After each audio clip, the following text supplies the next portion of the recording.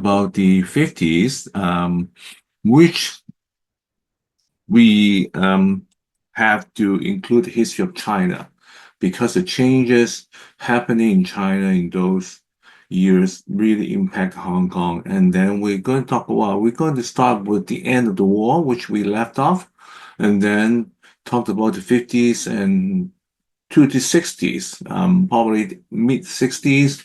We're going to mention something's going to happen in the late 60s, but we will leave that to next class. But today we're going to talk about the big changes happening in China that would eventually really change Hong Kong uh, in a very fundamental way. So we left off with Japanese surrendering. Last time we saw kind of this slide, or the wording of the slide, that at the end of the war, when Japanese surrender, both Chiang Kai-shek of the nationalists, the KMT, and the Mao Zedong from the Chinese Communist Party, neither of them were actually too interested about what's going on in Hong Kong because they were gearing up to fight for China. And so Chiang had soldiers in Guangzhou city, in the south. He had this beginning of the nationalists, so he had strong forces in the south, but he did not really send anyone to claim Hong Kong. No, of course, even if Mao wanted at that time, he couldn't send soldiers because they're all in the north. But Mao later admitted that Hong Kong was not on his mind either. And the British took advantage of this kind of vacuum and power vacuum and took over, especially with the States, getting more and more concerned about the spreading communism in Asia. So eventually, British were allowed to go back to Hong Kong. But before we got to continue to talk about what British did in Hong Kong, let's look at China. China, as mentioned, right after the war against Japan or defending against Japan, the situation really came to a boiling point, that the two major forces, the KMT and CCP, were all but ready to clash at one another. And the communists got a big gift from the Soviets. The reason is that the Soviets declared war on Japan literally at the very end of the war, right after the first atomic bomb was dropped.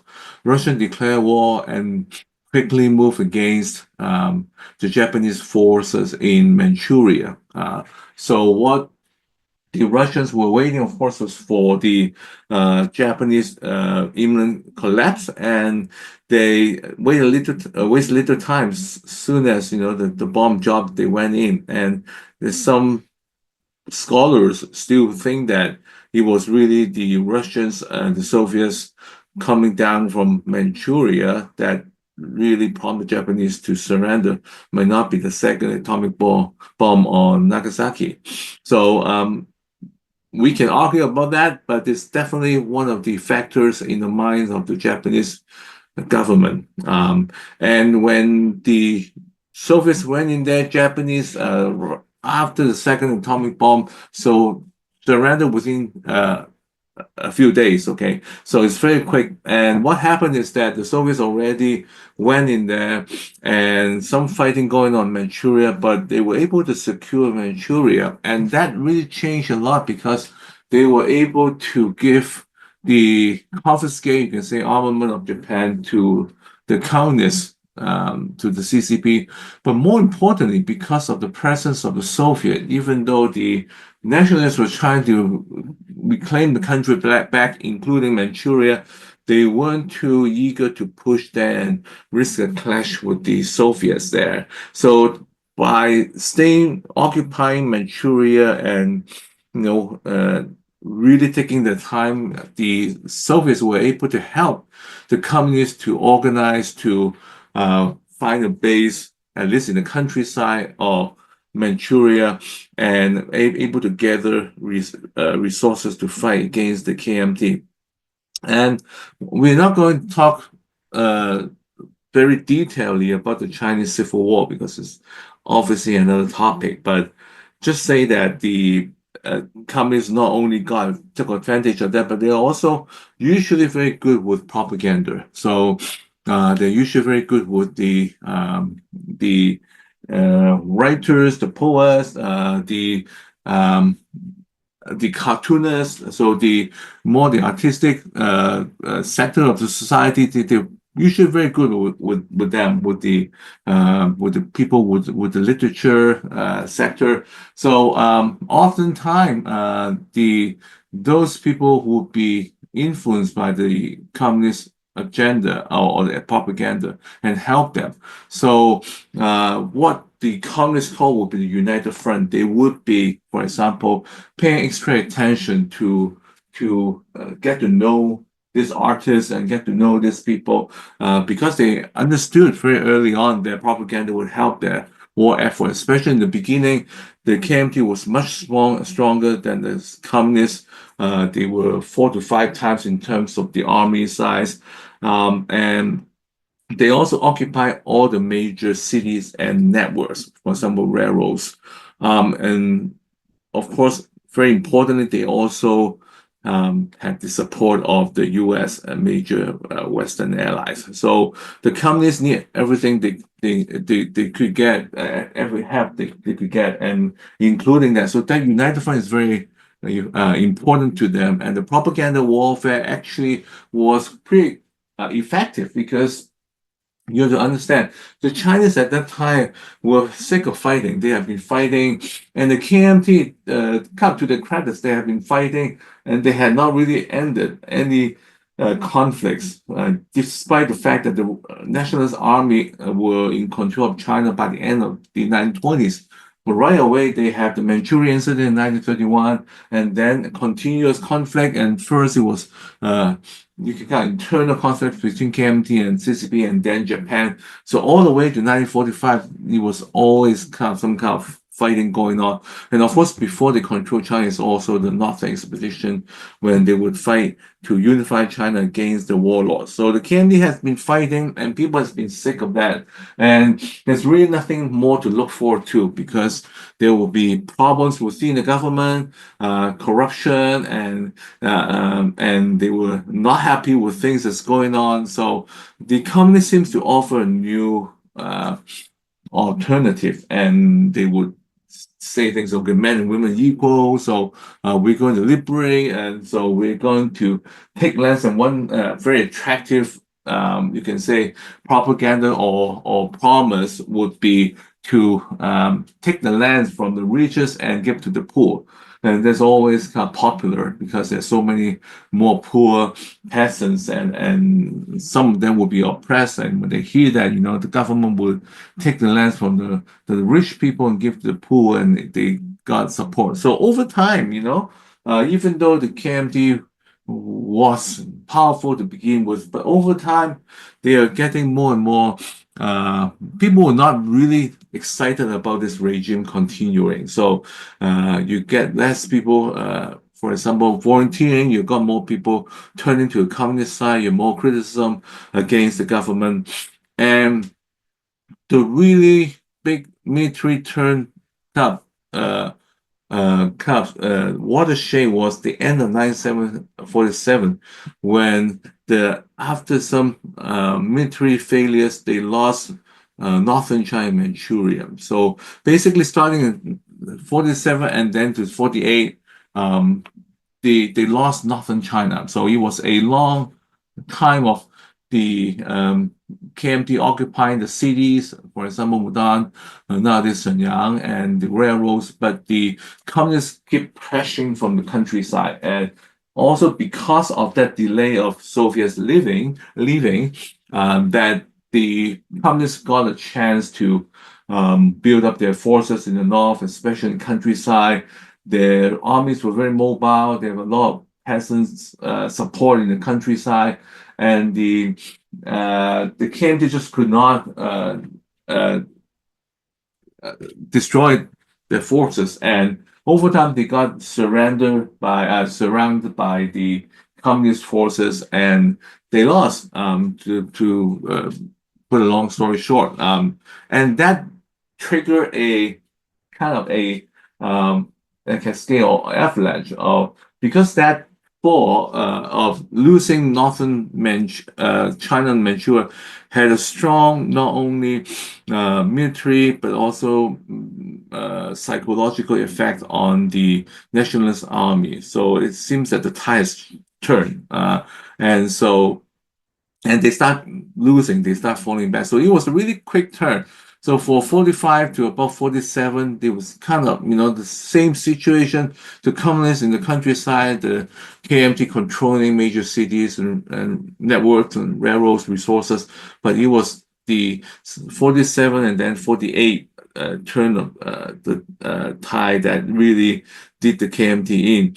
And another thing that's hurting the government, the Chinese government, the Chiang Kai-shek's government, was that they had been having problem financing the fighting. They had been already, remember, you look at some of the countries that after the war, whether it's Japan or European countries, Britain, they're short of money. They need to recuperate. They need to go back to production. They need to um, gather wealth again. The finances was in ruins after the long time fighting. So the KMT was the same. So after long time fighting, the finances were in ruins, but the fighting continued. So they couldn't really rest. And what happened is that they rely on printing money, and that hurt the economy further by just printing money.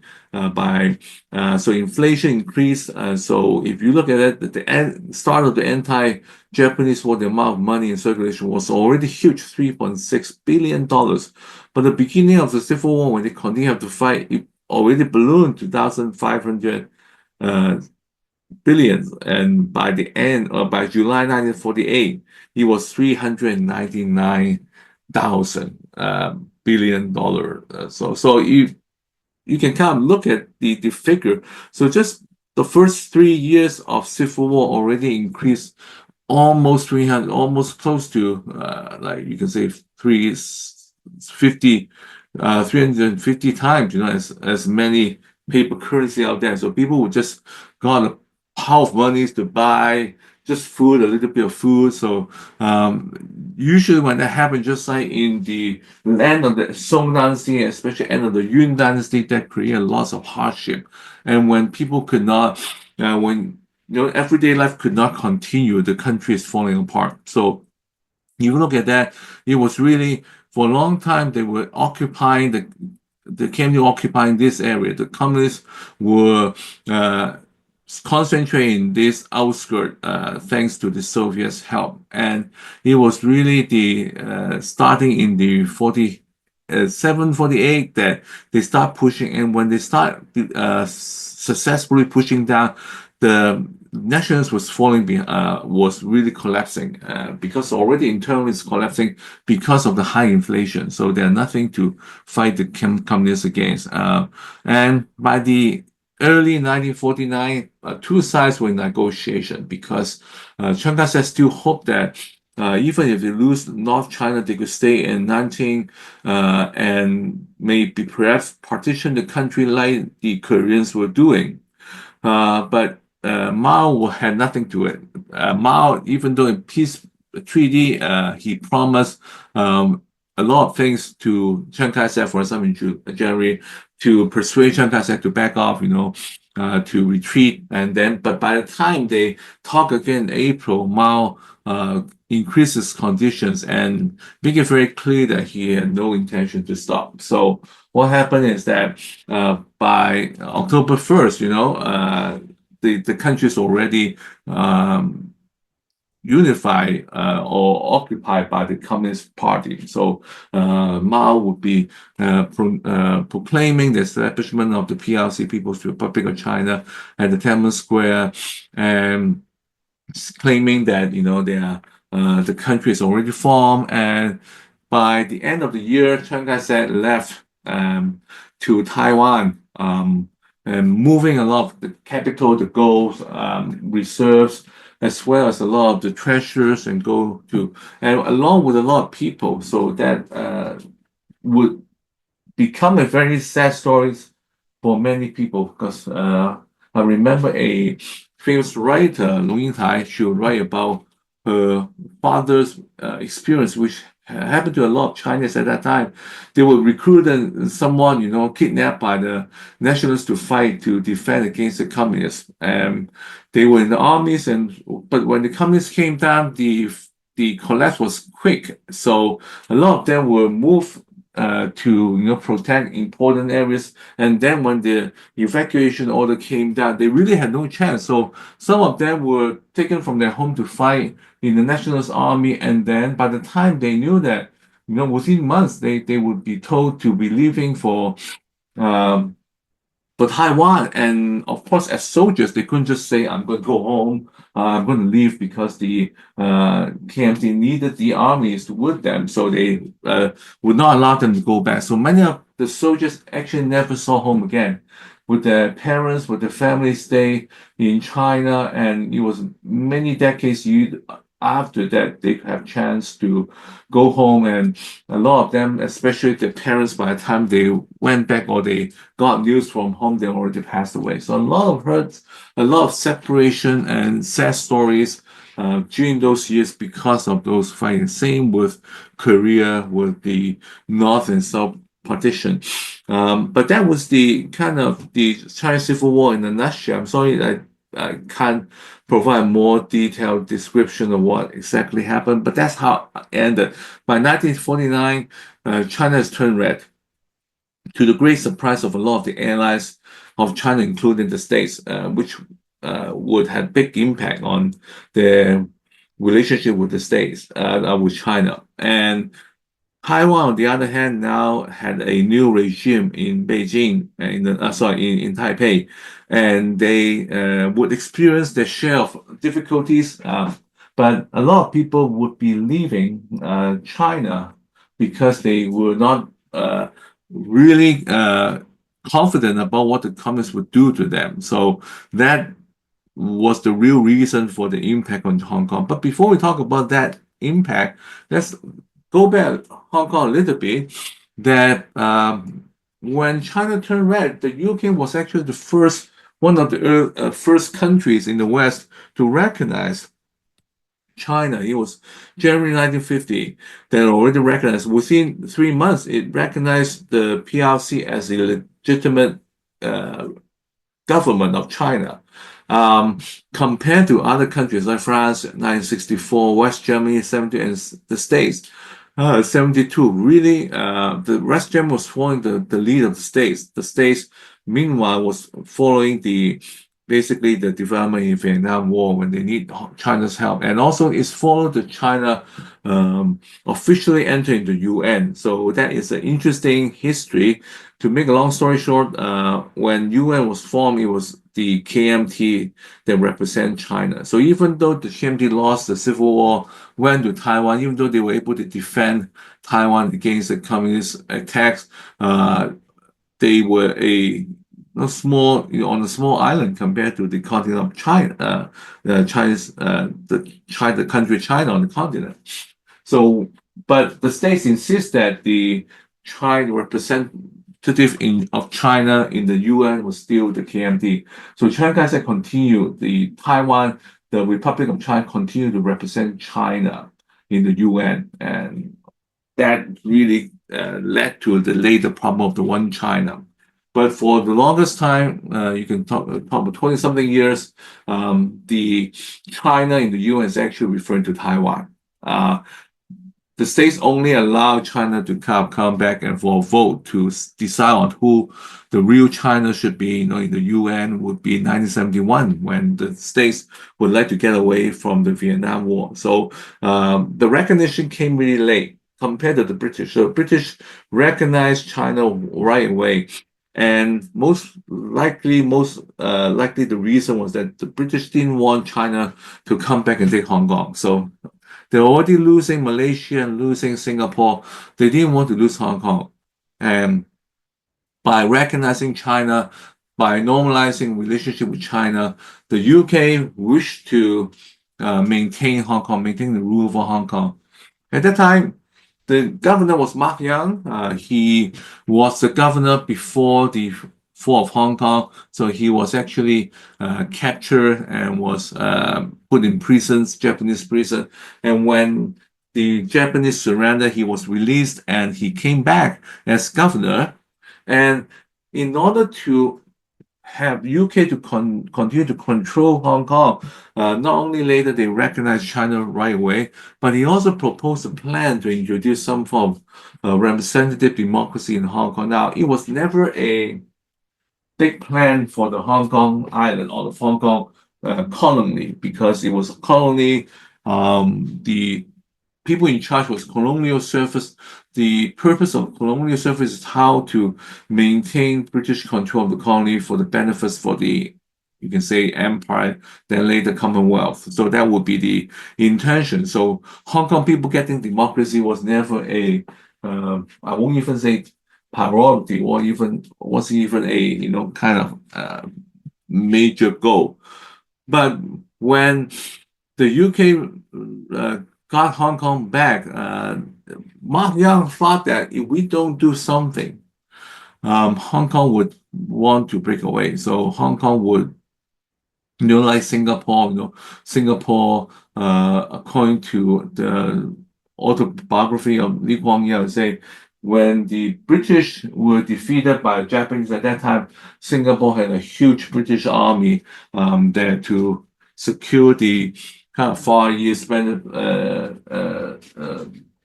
East, as establishments of the British Empire.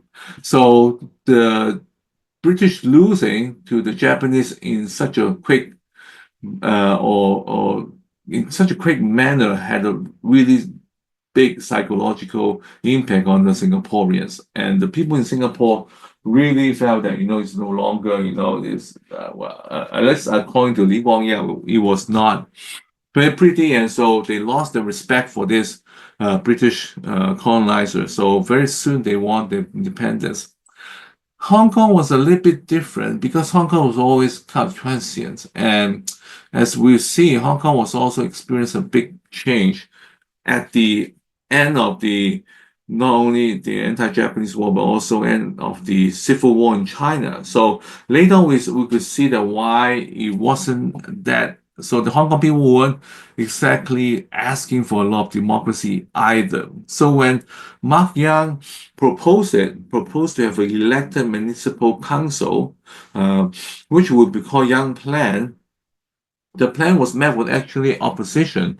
And mostly the opposition was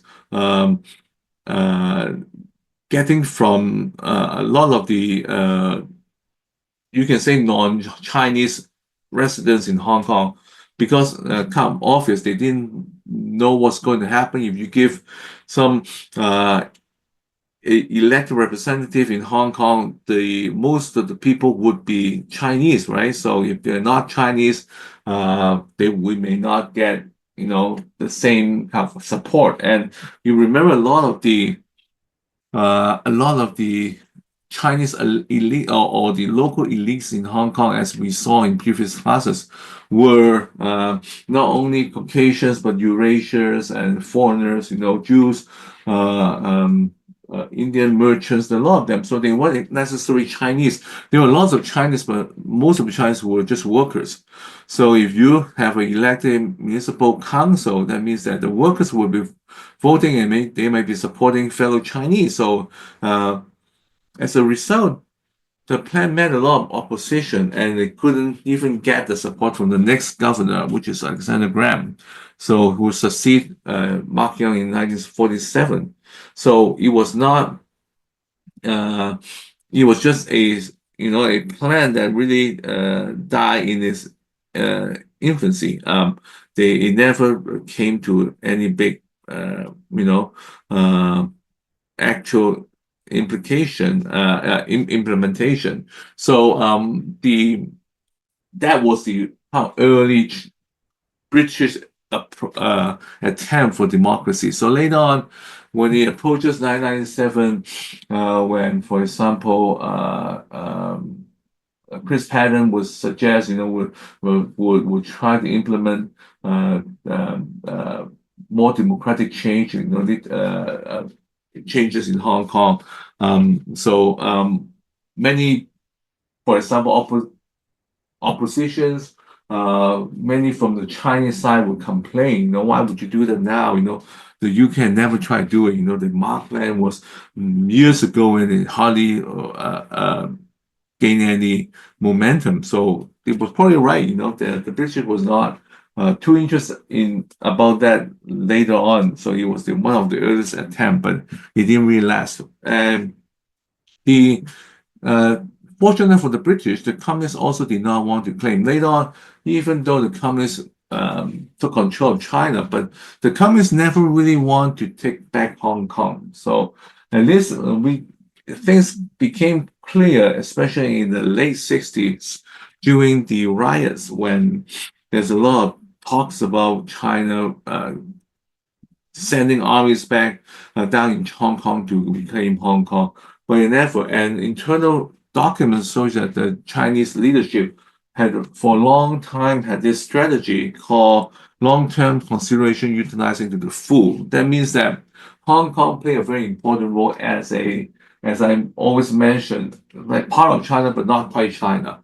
So in Hong Kong, you can get a lot of things done that you cannot in China. So, for example, even if China wants to talk to some foreign countries, that may be embarrassing, if you invite them to China to talk, you can go to Hong Kong and you can later on, for example, this embargo against China. There will be you can go to Hong Kong to get things, of course, under the table, So a lot of convenience, and Hong Kong became the kind of window or the doorway for China to the world and also to the world to China. So Hong Kong remaining to be in British hands, maintaining kind of that free port status would be very important. So China actually didn't want to take back Hong Kong. So that's a big reason why the British will continue to rule in Hong Kong.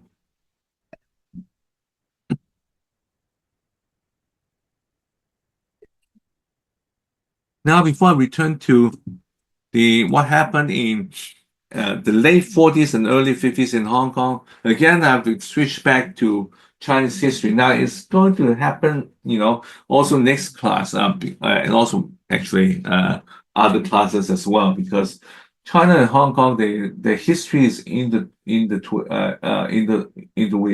and so it is impossible almost to talk about one without mentioning the other. But since it's, of course, it's not a Chinese history course, I'm going to refrain from going too detailed. But two things that would happen in the South China especially, that would prompt a lot of people going to Hong Kong in the early 50s. Now, at the onset, if you are a entrepreneur, you are a richer person, you already would be concerned about with the communists coming over, because the communists had long been saying that it's going to confiscate, it's going to take land from the rich and give them to the poor. And the communists had been doing that because it's one very effective way to getting the support and also recruitments from the countryside, from peasants.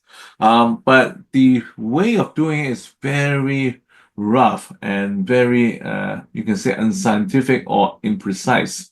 Why? Because it's usually just like, okay, I'm going to this village, I'm going to send a few cadres there to kind of look and see what's going on, and you invite the peasants and let them to rat out some rich, bad, landowners so that we can take their lands. And oftentimes there will be insults, there will be humiliation, more, and then later on you'll be killing, the landowners being killed. So it's not very civilized, it's not very sophisticated. But it was very popular because you can kind of imagine you go there and took all this big lands and gave it to the poor. The problem is that when you do that, you are not asking an important question, are these really bad, landlords, are they have to be oppressing, because over time people generate wealth, right? So they might be very hardworking people, they work well and they got their own land, and other people might, fell on a hard time, or they sometimes even they were lazy, they're not working as hard, anything can be possible. It's not that in China, especially in the South, in those years, it's not like you have lands from the royalties that passed down to you for a long time and you oppress them. Oftentimes, you have villages. You have someone who's doing better than you. Just like now in Canada, you always have someone doing better than you, and you are doing better than others. It's very difficult to be on the utmost tops or the utmost bottom, right?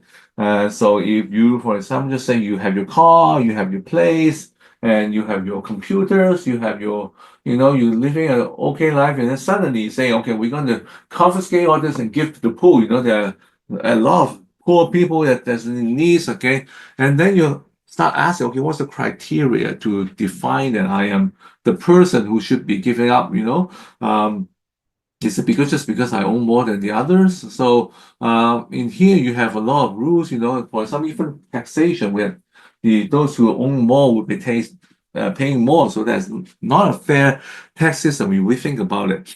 It's a tax system that we expect those who are more capable, at least more financially capable, to pay more. So people who are suffering more, and poor or younger people who are still studying or just doing part-time supposed to be paid less. So it's not you can say theoretically a fair or a equal tax system. It's not that one person pay this tax, okay, or one person pay this tax rates, okay. So it's not like that. It's really dependent on your ability. So already, for example, here in Canada or many countries, you're already trying to level that the differences. But in a rural setting like that, is no calculation. It's just that it depends. Okay, so if you just say you work really hard, or your parents work really hard, leave you with a piece of land, you're a farmer, you're not making a lot, but you have a piece of land the other people don't have. Okay, and what happens if they come to a land reform? A meeting when they start saying, oh, you are the landowners, you are the evil ones, so you should be confiscated, you should be put in prison, you should even be killed. There's a lot of this kind of things going on. And even if you're among the poor, think about if you're amongst the poor people, when a mob coming up to say this person is bad, this person has been collecting rent from other people, but maybe you knew that person, okay? He may own more than Michael, but he was fair, okay? He wasn't oppressing people. But were you the one to speak out, in a kind of very highly emotional land reform meeting or public shaming gathering like that? So you're likely going to stay silent, okay? Even if you didn't rub it in and didn't try to get more, trying to get his possession, okay? Even if you stay out, it's very hard to speak for such a person. So you can see pictures like this, okay? Person's accusing this, so he may have, he might have done something bad, but it's also possible that he just happened to be someone who were better off than the others. So a lot of that kind of stories coming out, a lot of this kind of a unfairness and horrors start spreading, especially down in the South. And why do I want to highlight this, especially when I talk about the Hong Kong development? Because in Hong Kong during the 19th century migration, many of the people going to uh, overseas, for example, North America, the work would be from the area which here the four counties area, the Seyap area, which is Mandarin is Siyi. So this area, because at that time a lot of the South was among a lot of the people who would go overseas. There are a few reasons. First is that the South at that time had the economy was not good. There's a lot of fighting between the locals and the Hakka people for land areas, for the better farmlands. The Southerners were more used to seeing foreigners because of trade reasons. They have seen them in Guangzhou, in Canton. They have seen them in later Macau and Hong Kong. So they are more used to them. But perhaps most importantly, the almost all the major steam engine ocean liners, they would be setting off from Hong Kong and the Macau. So the embarking points would be Hong Kong, Macau. So if you want to go to America, if you want to go to San Francisco, if you want to go to Vancouver, you would have to go to Hong Kong or Macau to go on and get on the boat. So even if you are in hardship, if you're familiar with foreigners, you don't mind going overseas. If you live in Shandong or somewhere no further, Gansu, you don't dream of you making your way to Hong Kong to get on the boat. So a lot of these early migrants were from this area, to a point that close to 90% of all Chinese migrants to Vancouver from the 19th century all the way to 1980s, okay, for the 100 and something years, 90% they were from this area.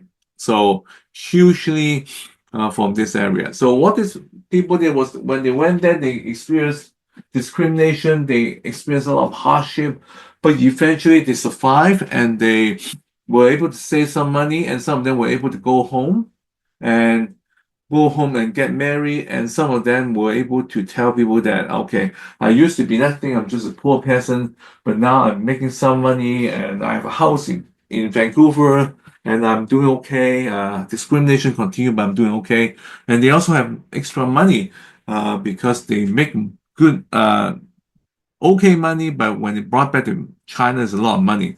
So they start building things like Diulao, okay, especially in Taiping.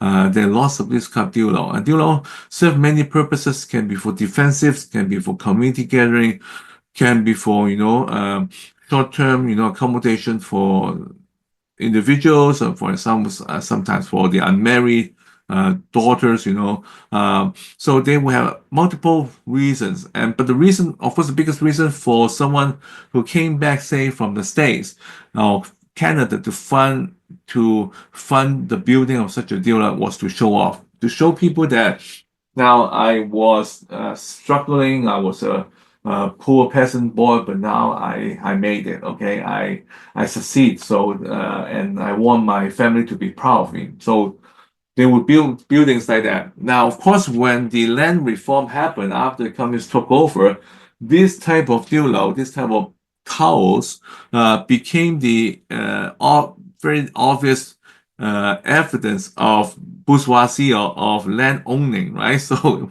if you ask me who are the rich people in your village, okay, they say this family, because this family, one of theirs, came back and they built this building. So now this family should be purged, okay? They should lose everything, okay? This place should be confiscated. So a lot of this hardship. So this shows the problem with this kind of land reform, because the person now is making money in the States. Yes, he's doing better, but it's just because he took the risk to go to the States and do a lot of hardship. And maybe he's still enduring many hardships in the States, because he was able to save some money and send back home doesn't make him a evil landowner who has been terrorizing the area for a long time, generation after generation. So in order, it's really for them that we're just as poor, maybe last generation. It's just that I went to overseas to work, and so it's not out of some evil deeds that they got what they had. So when the land reform started targeting, a lot of these people target, and the news reached overseas community. Now the overseas community were to a certain extent close to both KMT and communists.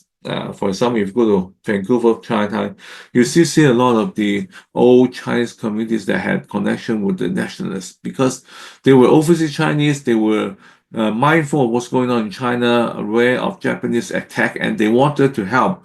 So oftentimes they would donate money, just like at the end of Qing, when people donate money to Sun Yat-sen to overthrow Qing government. So a lot of overseas people, they Even though they're working overseas, they were, their sons and daughters were now Canadians, Americans, but they were mindful, they would care about what's going on in China. So they wanted to help.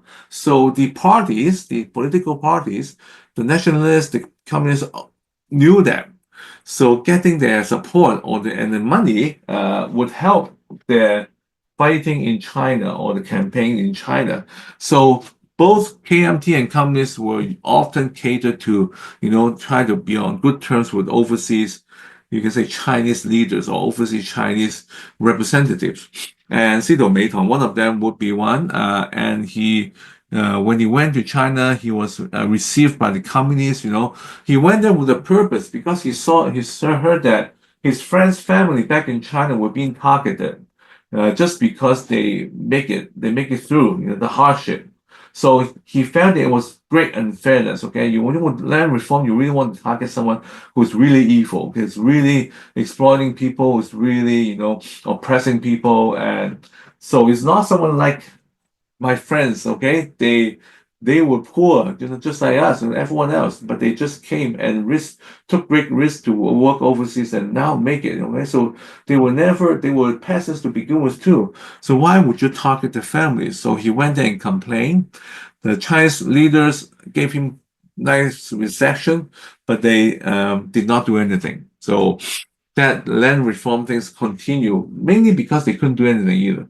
Because they promised the peasants they cannot turn back, and they really, they had a lot more things to focus on. They couldn't have no ways to do a very systematic or do a very, fair, scientific way to deciding who were the bad landowners. So basically, they allow the people just come out to point fingers. So a lot of chaos, a lot of people wanting to go. So especially in the South, when a lot of people now implicate about money coming from overseas. They've been sending money from overseas to help the families. Now they all banned, you know, uh, middle class, the landowners, the oppressors, so they wanted to leave.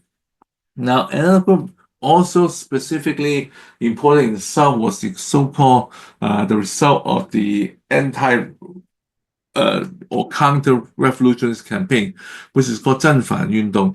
The 正反 campaign was a campaign for the communists to purge former, you can say, KMT soldiers or supporters or spies as they call them. So the thinking was that yes, the KMT collapsed quickly, but a lot of the KMT soldiers and the families and the sympathizers were left behind. They couldn't go with Chiang or went to Taiwan or Hong Kong later. So meaning that a lot of these people were there and their potential problems for the communists, especially down in the South, which was the traditional power base of the nationalists and where Sun Yat-sen and Chiang Kai-shek came from. So South for a long time were the supporter of the KMT. So if I want to remove these people, okay, these people might be hiding away now. If they came out in protest, if they came out to stage a armed rebellion, then we can find them. But how about if they're just sitting around? They're just not doing anything, but they're just waiting for the chance to hurt the regime, hurt the communist regime. So what happened is that they would work out, what is the potential number of, rebels, okay, hidden rebels, okay, anti-revolutionaries hidden in the country, and they try to purge them. So oftentimes it came with a number, okay. For example, in the north, this Wuhan, this area, fewer or there's maybe fewer revolutionaries or fewer anti-revolutionaries there. So maybe 5% of the population. So they would task the kind of leaders of the party in those areas to come up, arrest, to meet that target, to meet that quota. And elsewhere, they may, for example, South, Guangdong province, the traditional power base of the KMTs, there must be more sympathizers. So the percentage may be 15%. So you push them. So it became a major witch hunt that they came. This is again this map about the Civil War to show that the South was the last for the communists to kind of annex and to defeat. So the thinking is that the South is full of this kind of and counter-revolutionaries. So they would task people to go, okay, find them for me. And how about if they cannot find? They blame people, they frame people, they just get some forced uh, testimony against certain people, and there's always willing collaborators because people want to work with the regime, say, I can find you this, anti or counter-revolutionaries. They're hidden, but I can find them for you. So this, that, and give you that names, okay, to the top to be purged. And oftentimes this purging means killing.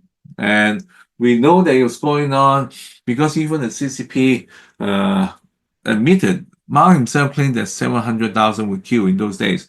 And he, just say, oh, they must be counter-revolutionaries. And Party History Research Center control of the CCP, they had the number 873,600. The figure most likely to be way bigger. But at least it's something they admitted. And they also admitted, there's no really strong science in this, okay? There's no way for them to tell. It's really often relying on testimony and people, ratting out their neighbors, okay? Oftentimes, I think, if not most of the time, likely to be false accusation. Maybe just want their neighbor's house or the neighbor's farm or the neighbor's daughters, okay? And they would say, okay, for example, son, just say his son fought for the KMT, now he's dead, okay? He died on the battlefield, and some time ago, but I'm quite sure the family is still a KMT supporter, okay? So that may be enough to purge that family. So it was horrifying. The more south you were, the more in the Guangdong province, the more you want to leave because you will easily be targeted even if there's no good evidence. So these developments in China, especially hurting the south, the areas near Hong Kong, really prompted a lot of people try to leave China. Now, already mentioned, people already leaving, especially those entrepreneurs in Shanghai, bigger landowners. So usually it never hurt the really rich people. Okay, only hurt those, moderately doing. So it was that. So when the news started coming, and then they heard about campaigns, land reform campaigns, counter-revolution campaign, people were scared. People started leaving. And in that time, Hong Kong and China did not have a firm border. So basically, it's an open border. So Chinese can enter into Hong Kong, Hong Kong can enter back in China. And that's how kept Hong Kong vibrant for a long time, especially in the 19th century, early 20th century, because as you saw videos before, they need Chinese to come in Hong Kong to work as workers, as traders. So the British, the colonial government want to invite people to come. So they left the border open so that people would not feel that once I enter into Hong Kong, it'll be it. So they want people to feel that, okay, I can go to Hong Kong to make money, but when I make enough or when I need to go home, I can always go back home. So there's no concern, okay, I can just go and work.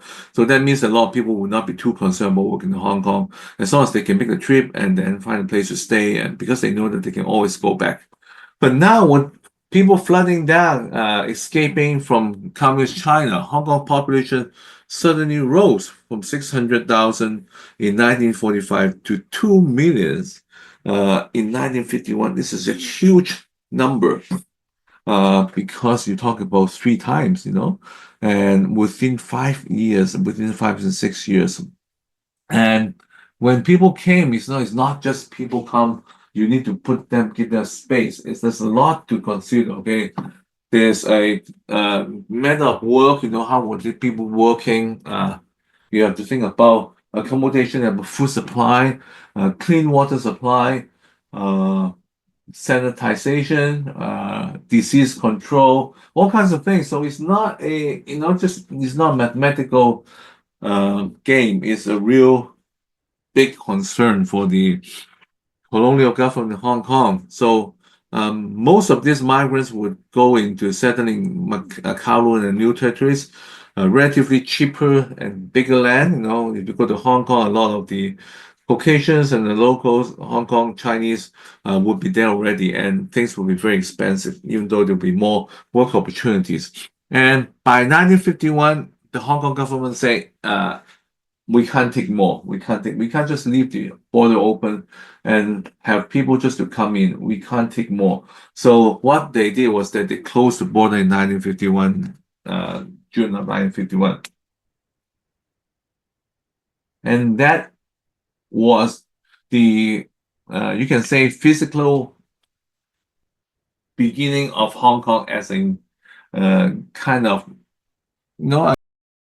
be careful to use the word independent, because but Hong Kong definitely a standalone, you can say a city, starting in 1951, because it was the first time the border was closed, and people would not just be able to go back and forth easily.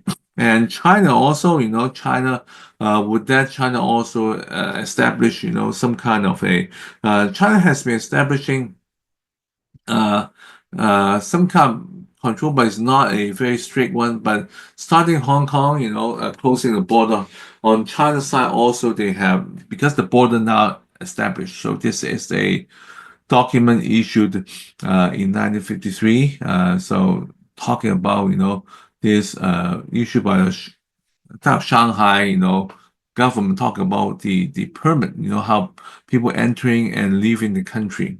And Chinese residents, Hong Kong residents, also here the picture is that after they left, they came back, trying to go back to Hong Kong. So now you have an actual border existing. Now, the population of Hong Kong, you can say it changes. The big increase was in the 30s when, a lot of people coming to work and trade. And it dropped a lot in 1941. Definitely because of the war. Because of war, the number dropped a lot, and a lot of people left, went back to China, and so they returned. But after the heights of 1.639 million, when they came back, it's only 600,000, accounting for people not wanting to come back, as well as people who died during the war. So it was really sad. But what happened is that within a few years, within 6 years, this population jumped to 2 million people. Now, if you compare Singapore and Hong Kong, you can kind of see, as I said, Singapore would think about, okay, we are Singaporeans, we didn't want the British to rule, because the British really didn't do well. They used to put in this white colonial uniform, tall hats, okay, looking really grand, young, good looking and tall. And so the people in the Southeast Asia, this is they seems like they look the act, so they look like they are here to rule, the colonial master. But when they were defeated by small, dirty, often stinky Japanese, I'm saying this not as a discriminative comment, because that's the impression. This is an impression of Li Guangyao, because Li Guangyao witnessed the time when the Japanese were riding the bikes. Now, as part of the reason with the British defenders of Malaysia at that time, they felt that everything would come from the sea, which a lot can come from sea, so they have a huge ship.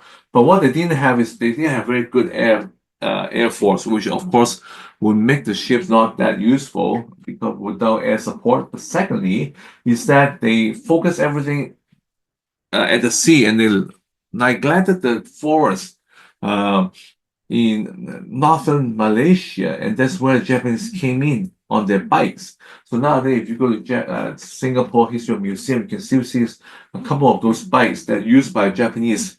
The Japanese took the British by total surprise, just like the German took the French by surprise by crossing the Ardennes forest and kind of bypassing the marginal line.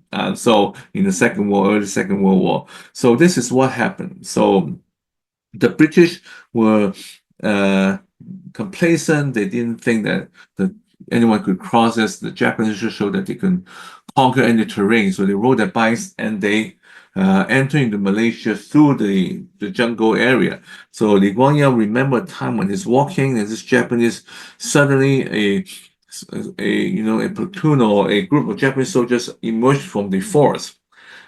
Small, dirty, stinking. That's what he said. So, but then later I find that these were fierce fighting animals. They were very good at fighting and they're ruthless and they would not hesitate a second to kill, to murder, to rape.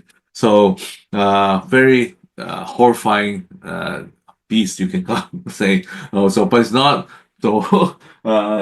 So when I say it's like short, dirty, and stinky, is really the experienced impression of Li Guangyao, okay, because he saw these soldiers coming in when he was young.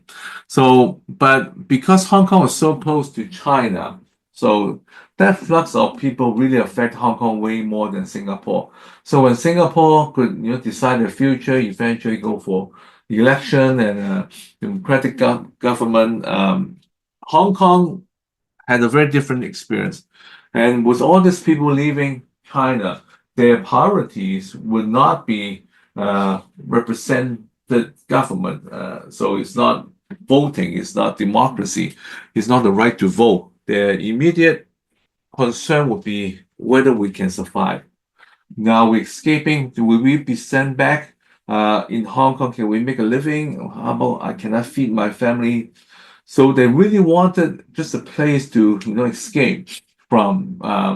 They really have this sojourning mentality of just going to stay here, and of course when the borders closed, they could no longer go back. But the idea is to really to now have to stay in this place. I have to figure out a way to survive. So their all focus is on survival, not on other things. Now, if you look at Hong Kong's languages, it also shows the difference in the migration before 1950 and after 1950, around the years, following the communist takeover, which is 49 and then up to 51. So before that, a lot of the new territories, people came down to farm or to find new opportunities would be from the area now east to the Pearl River Delta. So over here. So a lot of people from Dongguan, they would speak languages in Hong Kong we call Wai Tao. So on the other side, you have a lot of Hakka people coming in. And some of them even went as far as going to Kowloon, as you see. And in South Hong Kong, the Tanka people would go and influence some of the languages. The Tanka means the boat people. So in the beginning, you have this kind of influences. For example, if you go to Hong Kong nowadays, if you go to Dai-O, which is the place where this is on the Lantau Island over here, Dai-O, if you go to Dai-O there, they still have a fishing kind of city there. The people, they were fishermen, they have boats next to their houses and place, and they would wait for the tide to rise and then would go out. So you still see that, and lifestyle of fishermen of for example, the making of the drying of the stream paste, and go there, you can still see a lot of these buildings, and they all have their own boats. The traditional Tanka people, in the past, they would stay on the ships for the whole of their life. They would not go anywhere. Of course, that's usually not good with the governing body, a regime, because if the people were that transient, they move around and they never stay, it's hard to collect tax from them, right? So it's hard to rule over them, it's hard to collect tax from them. So they didn't like it. And often will be looked down by the local residents. Now, the other place is in Kowloon, is in Tsuen Wan. The part of the traditional Hakka war villages, we can still see how Hakka people live. Hakka people will live like they like living together, okay? To build a big kind of you can say villa or a complex. So if you go to Tsuen Wan now, it's very close to the MTR station, you will see they will have their houses, this first son's house, the second house, son's house, third and fourth. In the middle, you have the have spiritual hall, ancestral hall, where they would do the honors of the ancestors, and other parts. You have kitchen, you have other parts. So they like staying together. It's good for defenses. It's good for uh, um, surviving as a farming communities, because you can help with farming, and then your family is close together, and so you can help one another. So it is very traditional Hakka style buildings that the whole family, the whole clan will live together in this kind of a protective architectural design. Um, Later, after 51, um, a lot of people are coming from the west side of the Pearl River Delta area. As mentioned, because a lot of people coming from this area, these people who were affected by the land reform, there's people affected by the and counter revolutionaries campaign, the Fan Zhen campaign. But many people of these people will be speaking Cantonese. So they'll be Cantonese speaking because they're from this area. Unlike, for example, Hakka, we quite now this area also speak, but their accents are different. But this is more influenced by the Guangdong accent, which is the kind of, in Cantonese we call Guangfuhua, meaning the language of the uh, Canton or Cantonese capital, which refer to Guangzhou City right over here. So meaning that Hong Kong people becoming more and more over time uh, um, one language. So I have to think about the best way to describe this, or one major language. At least most of the people will understand Cantonese. So it's not unusual when walking or on the streets of Hong Kong back in 1950s to hear a lot of people speaking different Chinese languages. For example, Chinese, Hokkien, Teochew, and things like that. But over time, especially after 1950, more and more people coming from this area. And it's also including rich people coming from Guangzhou City, because they want to run away from the communists. So a lot of people landed in Hong Kong. That means the Hong Kong language becoming more and more Cantonese, and also a certain type of Cantonese, which is very similar to Guangfuhua, which is the same situation as Macau right now.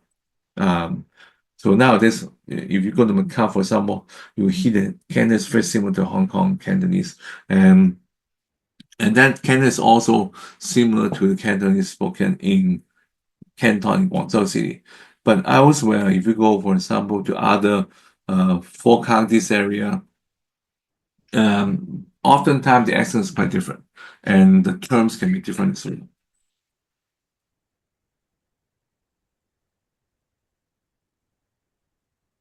Now, with a lot of people coming to Hong Kong, there will be new challenges. The major challenge, of course, will be accommodating these people. Large number of them, would the government have, money to pay for them? Of course, no. But how could you help them? And turns out these people were very strong, very tough. Okay, they only need opportunities to allow them. Then, so as long as you allow them, they will start building. So they will go to the mountainside.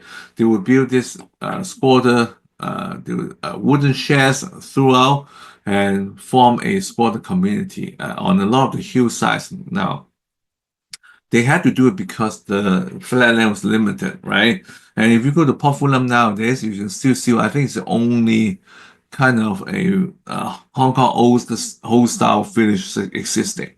And now, of course, all the roof are metal roof right now, and they have electricity, they have the television, but the buildings, the setting still very much looks like the old village or squatter village.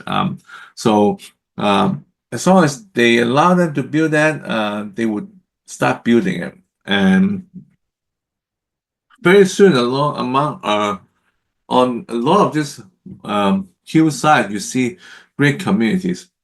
Now, with the concentration of people that would follow issues, okay, problems, okay.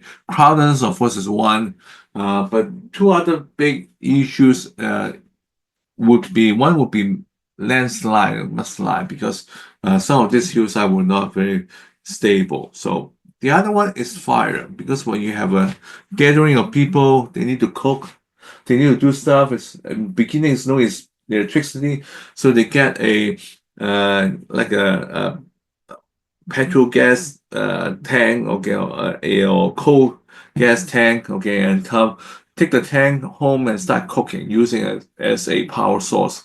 And sometimes things were left behind without extinguishing. So a fire broke out in the squatter community in Sequimay in the Christmas Eve of 1953.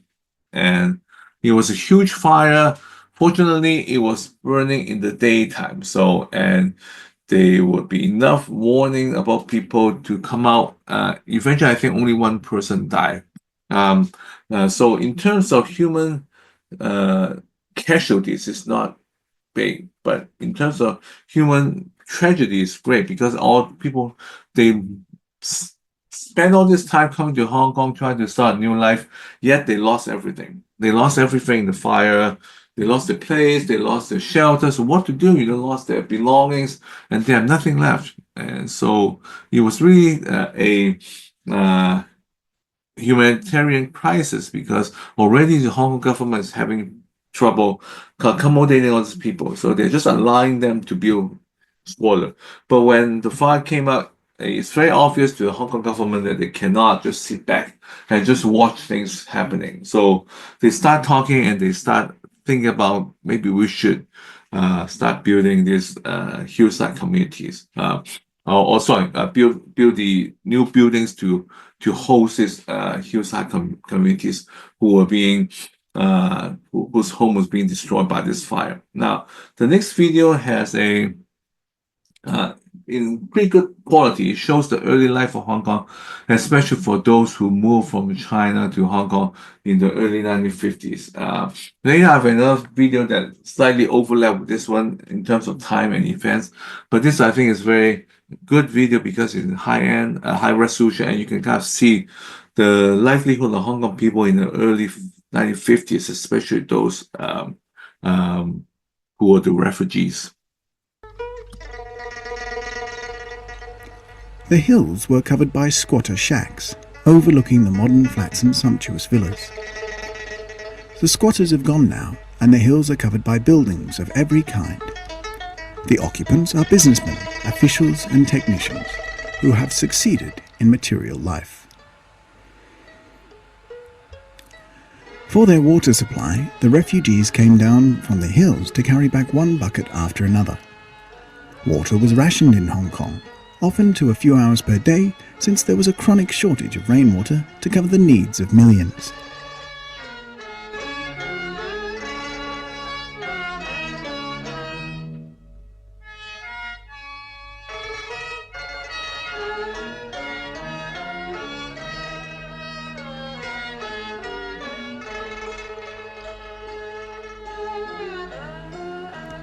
So little space is available in Hong Kong that squatters often resort to building their huts against the houses, in spite of the danger of being chased away by the police.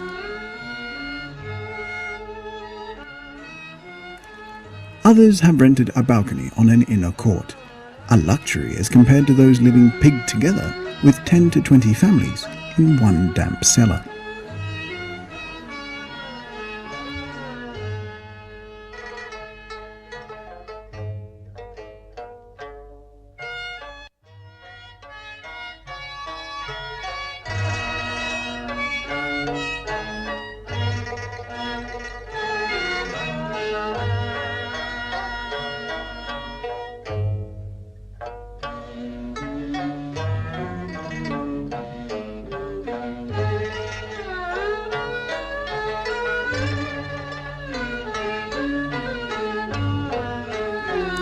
An estimated 600,000 refugees lived together in the many squatter villages.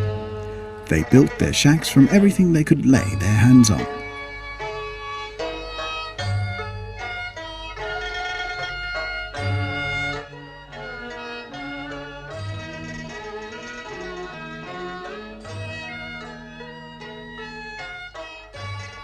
The villagers were easy prey for fire.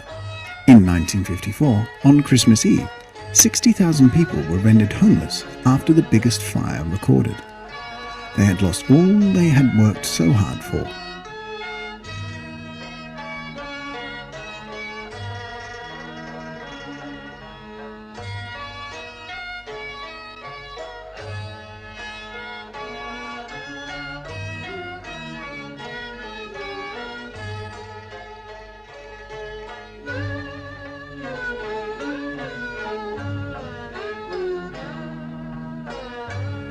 Reduced to poverty, the victims searched even in the ashes for valuables.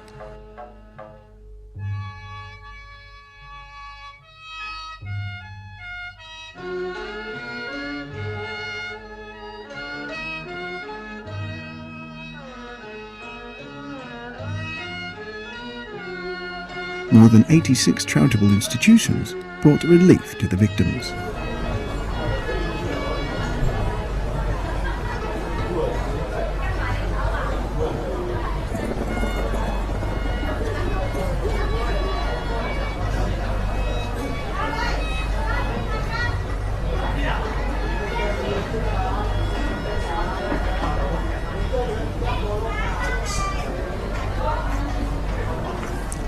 But hunger was not the main problem. It was, and remains, insufficient living space. Therefore, following the big fire, the Hong Kong government began constructing resettlement estates. Soon, 500,000 people lived together in government-financed housing, most of them in these tenements. These buildings were finished at the rate of 1 every 9 days. In each block lived 2,500 people. On each floor were 64 cubicles inhabited by 5 persons, or more, as 2 children are counted as 1 adult.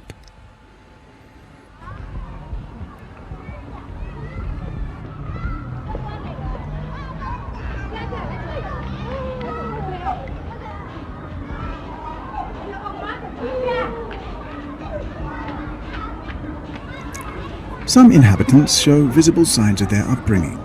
This woman, with her bound feet, obviously came from a family of high social rank. Another relic of the past was the letter writer, who served the illiterates.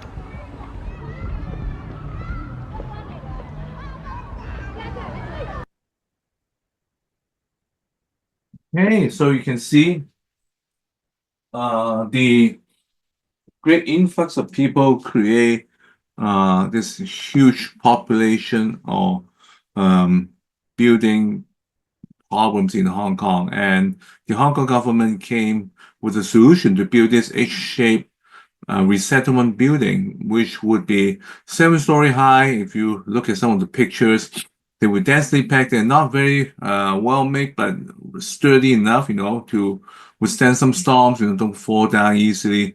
And they would have nothing but a kind of just an area, and for people to stay, just a kind of like a storage type, apartment. And so you would go to use, there are places for you to use the bathroom and toilet, and there's a kind of like the public amenities area over here, the corridor connecting the 2 wings.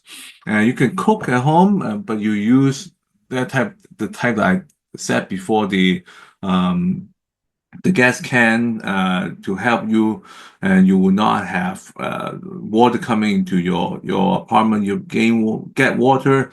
Oftentimes will be a tap, somewhere, next to the building on the street, so for you to draw waters from. So it's not easy, but it's better than living on the hillside. And also create a lot of fond memories of the children, because they're always concerned about this type of, living conditions. It's really poor, and there may be diseases, crimes, and so on. But I talked to many of the people who grew up there, this type of estate, and yes, if they compare to what they have now, it's much smaller, but a lot of them came with a lot of happy memories. Now, if you go to Sa Kae Mei now, there's only one old building existing. Okay, they kept as kind of a museum or a place for people to visit. And so the whole area has been torn down for redevelopment, but you can still go and take pictures of this Mei Hao Lao, very famous cup, the only building of those era. But the young people always have fun because it's close. You get to play with your friends nearby in the playground, and because your home is so small, there's no, video games or things that you do at home. And it's even before the days of the television, so they would go and play, and so it was happy time for them. And time also, as mentioned, a lot of the charitable organization will reach them, including churches and so on, to give them food, and this one's sometimes give them health, um, uh, give them some kind of shots, and uh, talks about, staying healthy. So, and later, even when they had televisions, they will be watching together oftentimes because those is kind of open design. So you would, someone watch their TV at home, you can stay outside and watch, and they will keep their doors and windows open so the neighbors can watch too. So it's a happy time for them, and at least for the children. The parents, of course, is still going through a lot of hardship, worrying. The children grew up quite happy. They had little to compare with, and they're just happy to have shelter over their head, and also they're happy to have friends around. And now, of course, you can't stop outsiders come in and do some bad things sometimes to steal, and they're always concerned about peeping toms. So what happens is that the girls will often go to bathroom together or to shower together, and one will be watching outside, and then the others will be taking their showers. So your stories like that, it's an interesting time, but by building this building very modestly, but by very quickly and pretty well structured building that withstand storms and typhoons. The colonial government was able to, for some, for a little while, solve the housing problem, but at least solve the most immediate issues about housing. Now, when you have estate buildings like that, you also have means a high concentration of people together. And you have to remember, oftentimes these people will be very similar in mind because they all came at the same time, and usually and mostly they would be anti-communist because they running away from the communists, and so they would be either anti-CCP or even to be KMT sympathizers, okay, and those who escaping from the counter-revolutionary campaigns. So when people gather, more and more you see communities with very strong political stand, especially for the new centers of population, this estate area, where there are lots of this kind of settlement buildings, you would have predominantly ROC supporters, the nationalist supporters. So it was not unusual in Hong Kong during those days to see the flying of the national flags during, for example, the National Day of Taiwan, okay, the October 10th, okay. It's not unusual. You see flags flying. You see them in some schools. They were you can say Taiwanese theme, or you're funded by the ROC. They will be sympathetic towards the Republic of China. They'll be singing the national anthem or the Republic of China. So a lot of this usually is in Kowloon, is in the outskirts of town. So not the traditional, more the Victoria Harbour nearby communities, but farther away, which would be cheaper, where the settlements were, and they will be there and forming this community. So a lot of time when you go in there, people, reporters will go in and take pictures, and you still see this flag, or Taiwanese flags, and which is no longer allowed in Hong Kong. Okay, so but it was prominent in some communities back then. Now, when you have these type of communities, you also have communities that's more, you can say, communist supporting, okay, inclined. And For example, you go to the Rainey's Mill, the Gangland, a lot of the KMT supporter.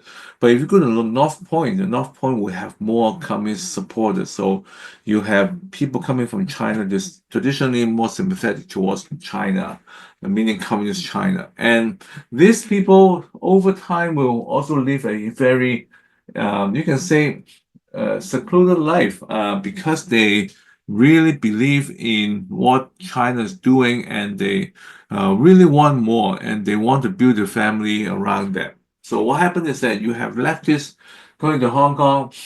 They felt that the locals or the KMT supporters may not like them that much, so they all the more want to form their own communities. So they would have their school, their leftist schools, which they would send the kids.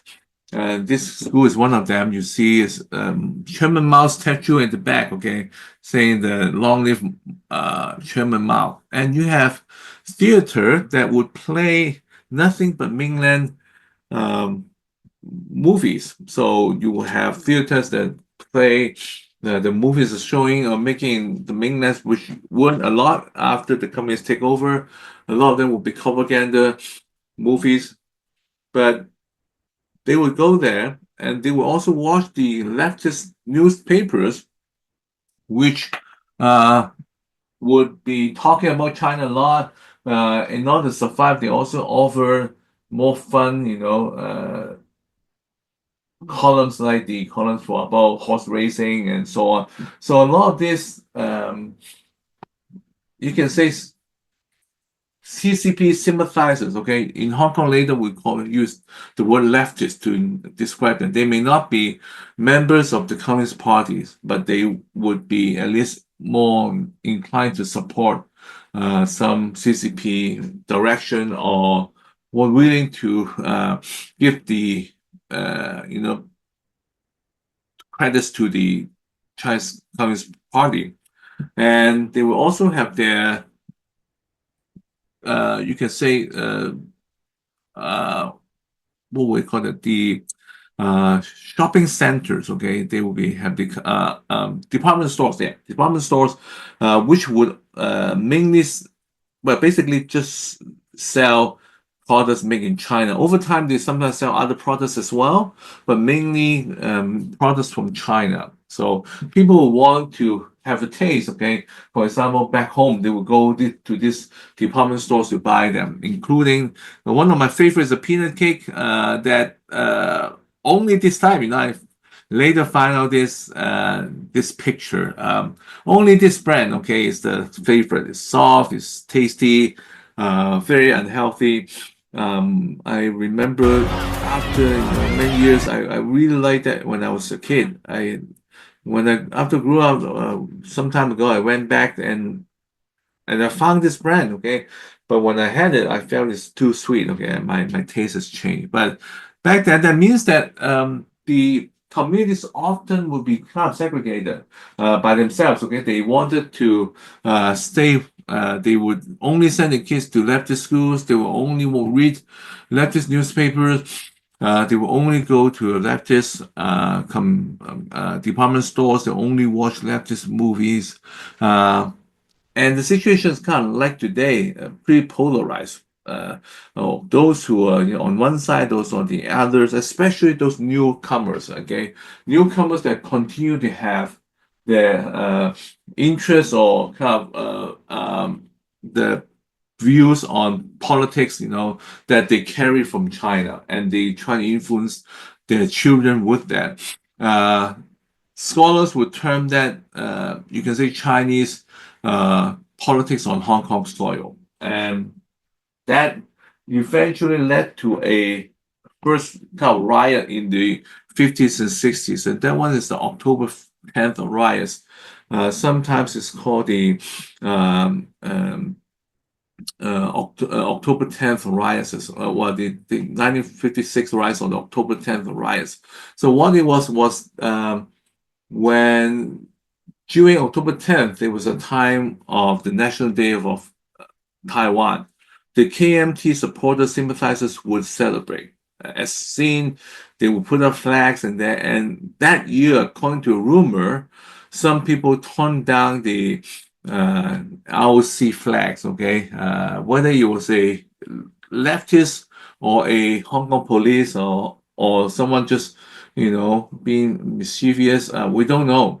There's a lot of speculation, but the result we know was that the KMT supporters lashed out against the leftists they knew exist in the area, because it's kind of like a civil war round two, in Hong Kong, when they would fight the civil war on Hong Kong soil. So it was very violent riots, only 3 days long, but they start mocking people, beating people, burning people, and setting places on fire. And 59 people died. Just to give you an idea, the 67 riots, which we'll cover next week, last for about, you can say, even for be more modest in terms, it will be last for about 7 months. Okay, the Hong Kong riot, 7 months, and less people die, even though it's much bigger scale, much widespread riots in Hong Kong in '67. The 56 one, much smaller, much more localized, but much more deadly. 59 died in 3 days, including the Swiss vice consul's wife and his driver, because when they were driving, a mob went, and surrounded the car and set it on fire. And he escaped, but his wife and the driver died. So very violent, and is at the brink of escalating to international incident because of the death of the family members of a foreign, diplomat. So, but the riots was put down, got stopped after 3 days when the police came in to control the situation. 59 already died, and the Hong Kong government decided to crack down on the KMT supporters. So you will have them. So after that, they will start kicking this out. They try to search them out. So this in turn, helped the leftists in Hong Kong, because the leftists were kind of like the victims during the 56 riots. So after that, the Hong Kong government targeted on the Taiwanese sympathizers, okay, the KMT sympathizers. So they kick a lot of people out, and they stop some of the underground operations of the KMT agents in Hong Kong. But that means that the leftists now were being left alone, and they were able to strengthen, and they will come to show show up in force in '67. But before we go to that, we're going to end with the happenings in the '60s. Just give an idea. The '60s is a time when Hong Kong is starting to do better. The reason is that Hong Kong was a entreport for China for a long time. The Korean War resulted in a UN bargain. I'm not going to go into the Korean War because there's already enough for us to discuss in this course. But the Korean War, the China seems to be on the opposite side of the UN, and so when they had the oil, had an embargo on China, the States, Hong Kong was affected. But Hong Kong was also able to develop, really thanks to the arrival of a lot of entrepreneurs, investors' money from Shanghai and big cities in China. For the entrepreneurs who were eager to leave China because of the communists taking over. So some of them stayed behind, many of them left, and those stayed behind in the beginning saying, okay, we have made this right decision by, by late 50s and early 60s, they knew that they make a mistake because they will be losing all the money, losing even lives, under Mao's more radical leftist campaigning and also regulations and directions. But those who went to Hong Kong were able to start their business, and they would be, they bring in their knowledge, they bring in their investment, they bring in sometimes even equipment, and they start all kinds of industry, especially textiles, plastics, film industries. So Hong Kong really benefit from that. And Hong Kong also was able to benefit because it was a employer's market. meaning that the employers got to choose because Hong Kong suddenly have 3 times the population. So if you want to get a job in Hong Kong, it's very easy, but it's hard to keep it and get a lot of benefits because you're working for someone in a textile company opened by a Shanghai investor who came to Hong Kong.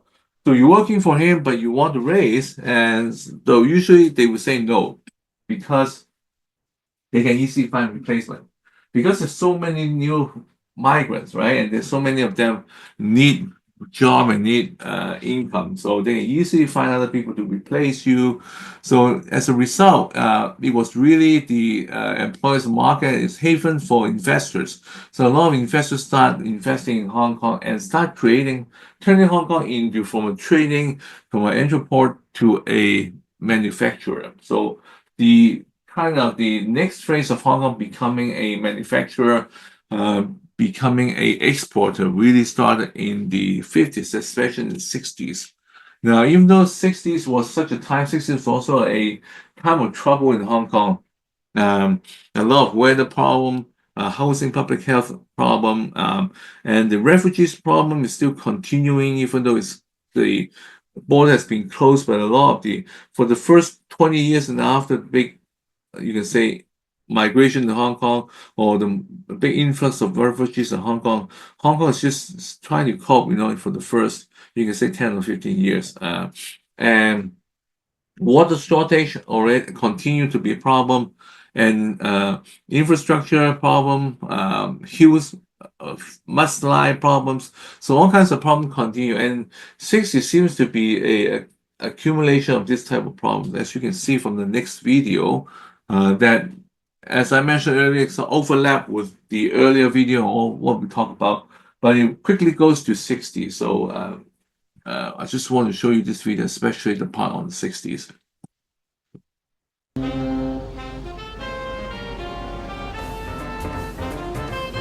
With the war behind them, the people of Hong Kong set about rebuilding the colony. Problems were monumental, but not insuperable. Food was imported, transport started to move again, and people began to return to the colony.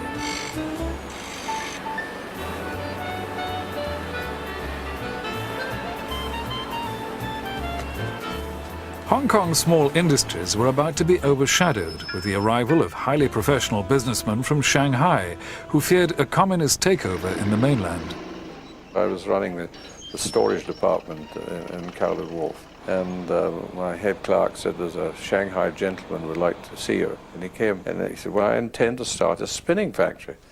And I looked surprised and I said, but there's no water, there's no labor. He said, well, water doesn't really matter for spinning, but labor will bring it with us. Shanghai's industrialists changed Hong Kong from a successful trading post to a sophisticated manufacturing center. We spent almost 10 years to establish the name of Hong Kong. So after 10 years of efforts, success, so everybody accept our quality with world standard. That's, I think, I'm very happy to achieve this. The arrival of the Shanghainese was just the beginning of immigration from China on a grand scale. I think people forget really actually what happened in the 60s, but it was just one damn thing after another. There was a massive immigration from China, which is really like one of these great epic films with people tramping down over the hills in their thousands and pressing against our border fence and waiting till nightfall, and then they would all pull on the fence and pull it over and run into Hong Kong. Typhoon Wanda swept in from the South China Sea and devastated Hong Kong. Many died.